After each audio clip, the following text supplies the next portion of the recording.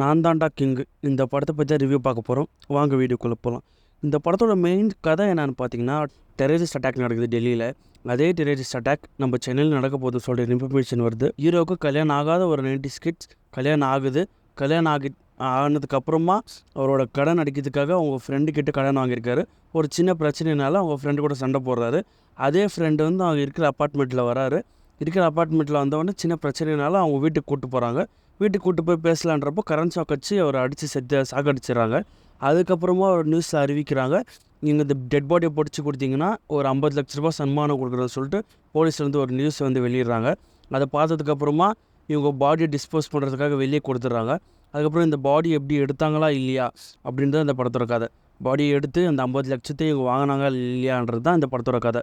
இந்த படம் first of வந்து செம்மையாக இருக்கும், செம்ம காமெடியாக இருக்கும். சில இடத்துல காமெடி ஒர்க் அவுட் ஆகாமல் இருந்தாலும் நிறைய இடத்துல காமெடி ஒர்க் அவுட் ஆகிருக்கும். எனக்கு அந்த எஸ்பெஷலி அந்த டிஃபன் பாக்ஸ் காமெடி ஒன்று வரும், அது செம்மையாக பிடிக்கும். அதுக்கப்புறமா லிஃப்ட்லேருந்து இறங்கி வரும்போது வந்து ஒரு காமெடி ஒன்று இருக்கும், அது செம்மையாக இருக்கும். அந்த காமெடி ஒரு காமெடி நம்ம இந்த மாதிரி சொல்லிக்கிட்டே போகலாம். அந்த மாதிரி காமெடி வந்து நல்லாவே ஒர்க் அவுட் ஆகிருக்கு இந்த படத்தில். காஷன் க்ரூஸும் செம்மையாக செட் பண்ணியிருக்காங்க. நிறைய படத்தில் வந்து ஹீரோயினை வந்து இப்படி வச்சு அப்படி எடுத்துருவாங்க, அந்த மாதிரி தான் இருக்கும். ஆனால் இந்த படத்தில் full through out the film வந்து ஹீரோயின் ட்ராவல் பண்ணுற மாதிரி தான் இருக்குது. ரொம்ப அந்த சப்போர்ட்டிங் கேரக்டர்ஸ் எல்லாம் செம்மையாக பண்ணியிருக்காங்க. இந்த படத்தில் சாங்ஸ் வந்து எனக்கு ரொம்ப பிடிச்சிருந்துச்சி. அந்த ஃபஸ்ட்டு சாங் குலுக்கு குலுக்கு குலுக்கு அந்த சாங் வந்து எனக்கு பர்சனலி ரொம்ப பிடிச்சி. அப்புறம் செகண்ட் சாங் ஒரு ரொமான்டிக் சாங் வரும், அதுவும் கேட்குற மாதிரி இருந்துச்சு. பிஜிஎம்ஸ் எல்லாம் பெருசாக சொல்லிக்கிற மாதிரி கிடையாது. டைரக்டருக்கு ஒரு ஆக்செப்ட் தான்.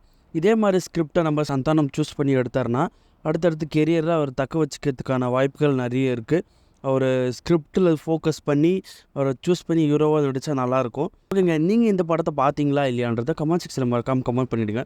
நம்ம யூடியூப் சேனலை சப்ஸ்கிரைப் பண்ணிக்கோங்க. அடுத்த வீடியோவில் சந்திக்கலாம். பாய்.